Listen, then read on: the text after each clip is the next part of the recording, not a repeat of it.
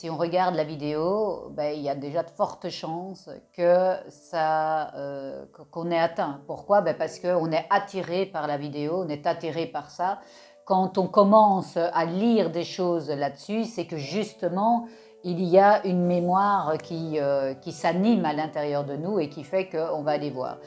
Mais en fait, comment savoir si on est atteint du syndrome de l'imposteur? Ça fait référence à la légitimité.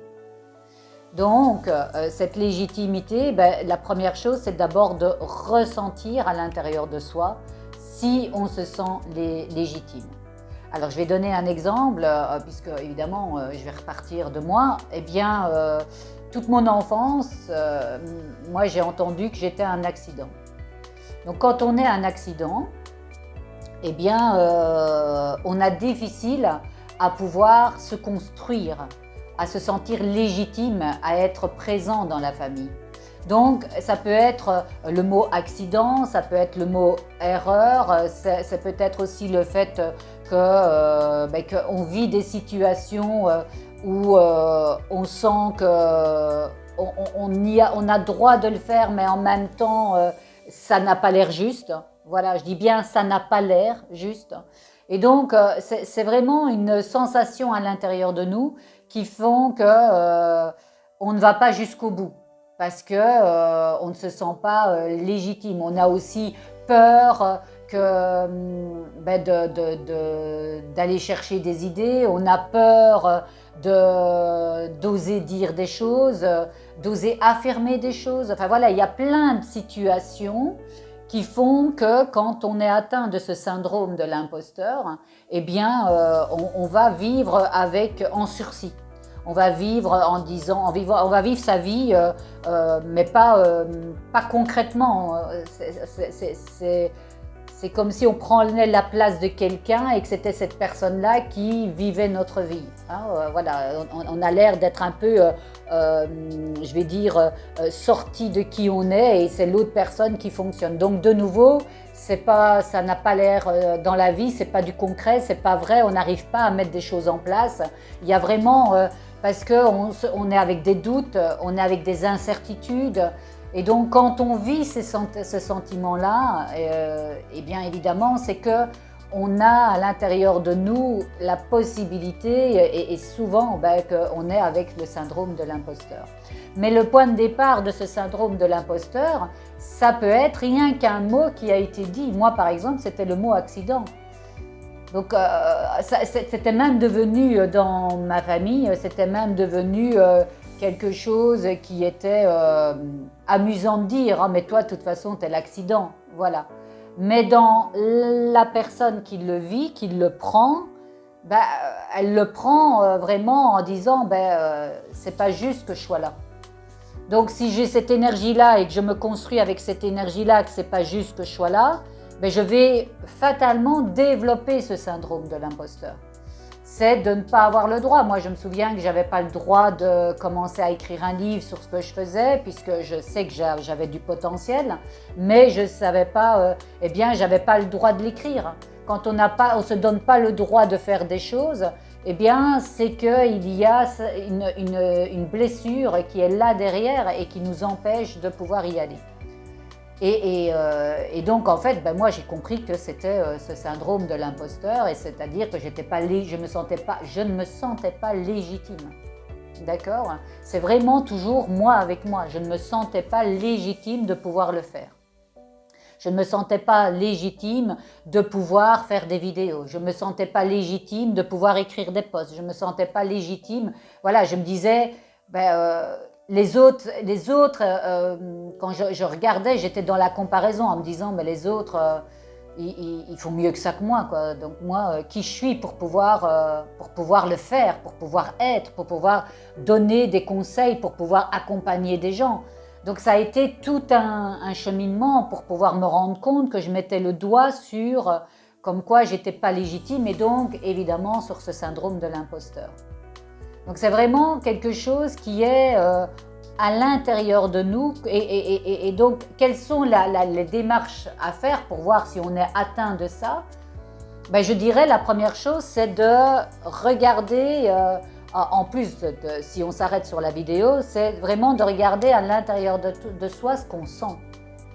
Moi, je savais que quand j'étais là-dedans, ben, je me sentais pas le droit.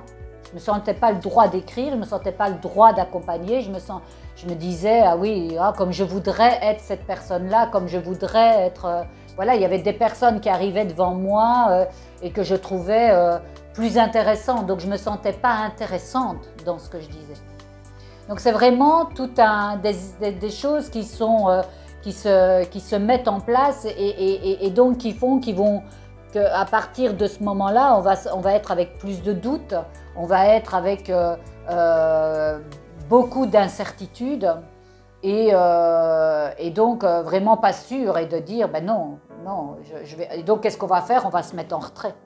Et si on se met en retrait, donc on ne peut pas avoir des clients, on ne peut pas décoller, on ne peut pas mettre une empreinte avec ce qu'on est dans sa vie. Voilà, il y a plein de choses qui se... Et c'est très très difficile à pouvoir changer la dynamique tant qu'on n'a pas été mettre le point dessus. Et donc, pour revenir à ta question qui est comment savoir, je te dis, la première chose, oui, en plus de la vidéo, c'est vraiment de ressentir, de dire est-ce que je suis légitime dans ce que je fais? Est-ce que c'est juste pour moi?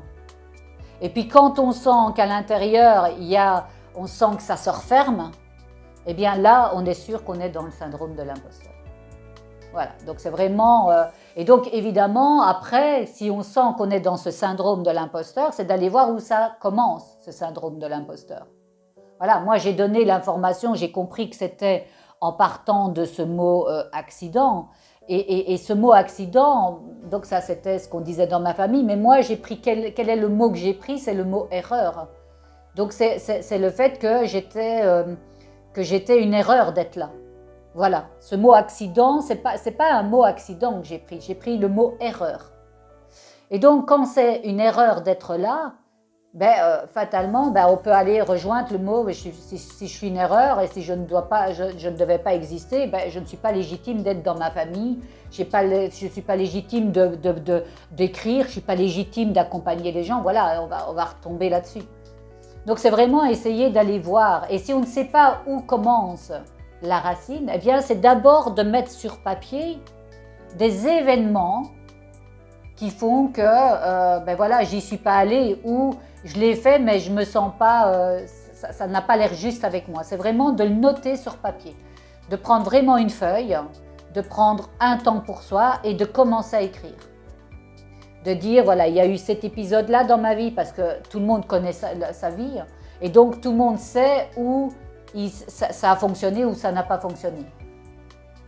Et donc, c'est vraiment d'aller repérer ces moments-là et de les noter pour d'abord reconnaître qu'on est bien dans ce syndrome-là. À partir du moment où on est dans cette énergie déjà, c'est que si toi, tu me poses cette question-là avec le diplôme, c'est que c'est que le mot déjà syndrome de l'imposteur te parle énormément.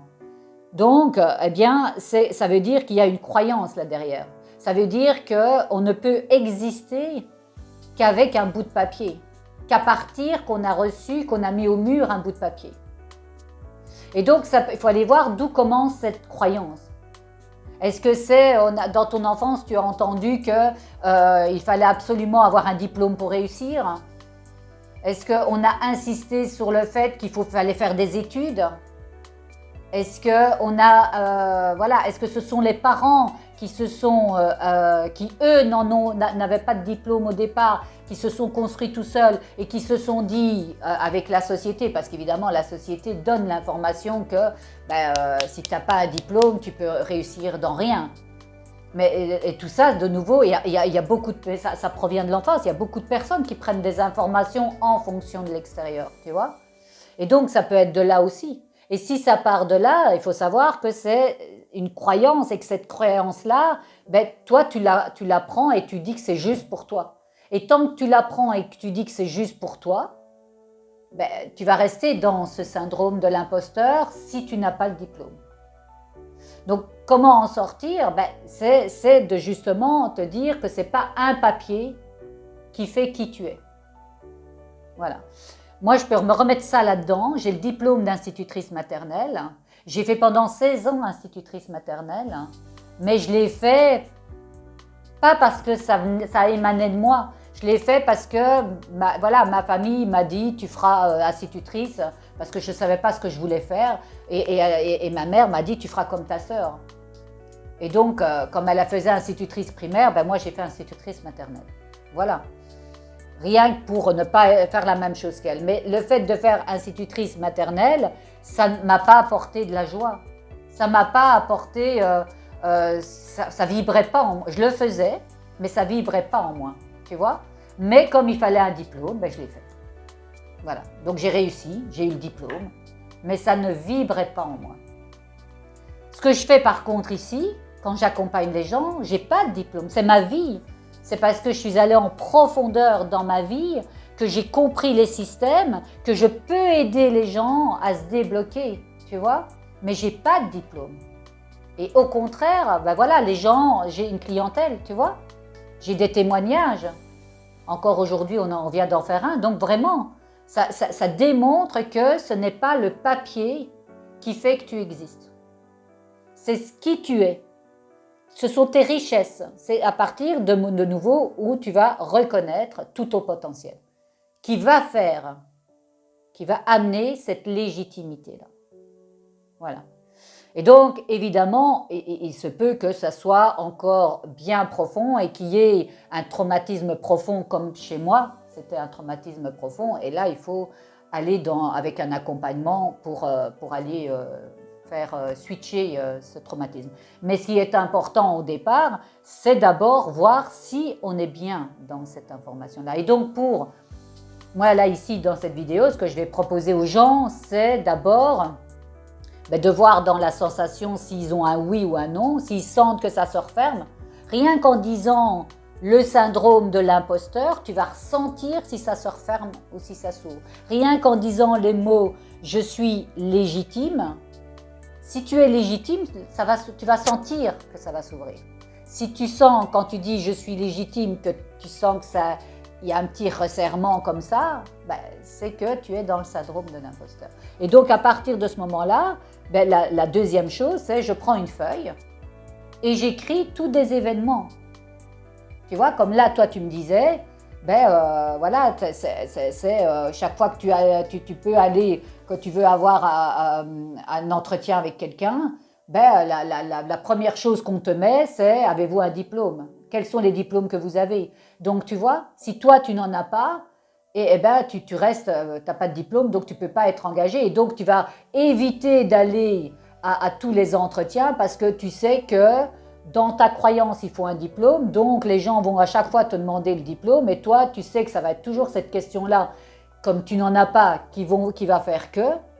Et donc, ben, tu vas éviter les entretiens, tu vas éviter d'y aller et donc tu vas rester en retrait. Et donc voilà. Et donc, pour savoir, ben, c'est de noter, tu vois, si toi tu faisais ça, parce que tu es dans le syndrome de l'imposteur, ben, tu noterais cette information-là. Et donc moi je vais inviter les gens qui sentent mais qui ne sont pas sûrs, c'est de prendre une feuille, de noter tous des événements qui leur paraissent être en rapport avec le syndrome de l'imposteur, avec le fait d'être illégitime, et puis de me l'envoyer par mail. Et moi, je leur donnerai la confirmation si c'est OK ou pas. Donc, par mail, c'est sur laurence-2on.com. Eh bien, voilà, de noter les événements. Et moi, je vais regarder et puis je leur enverrai la réponse par rapport à ça. Voilà, donc ça, ici, c'était sur le syndrome de l'imposteur. J'avais vraiment envie de parler de ça parce que, évidemment, moi, ça m'a touchée. Et donc, je suis ravie de voir si cette vidéo ou si ces informations ont pu vous aussi vous toucher comme ça a été pour moi le cas. Et donc, oui, si vous avez un doute ou quoi que ce soit, n'hésitez pas à écrire, comme je vous l'ai dit, je vous ai dit les différentes situations qui reviennent à votre mémoire, de les noter sur un morceau de papier, de me scanner ce papier sur laurence-2on.com. Et puis moi, je vais le regarder et je vais l'approfondir et je vous renverrai une réponse par rapport à ça. Et donc, n'hésitez pas à liker, à laisser un commentaire si vous avez envie de laisser un commentaire, à regarder aussi ma chaîne YouTube et puis mon compte Instagram. Et on se retrouve très très vite pour une vie intérieure et extérieure plus harmonieuse.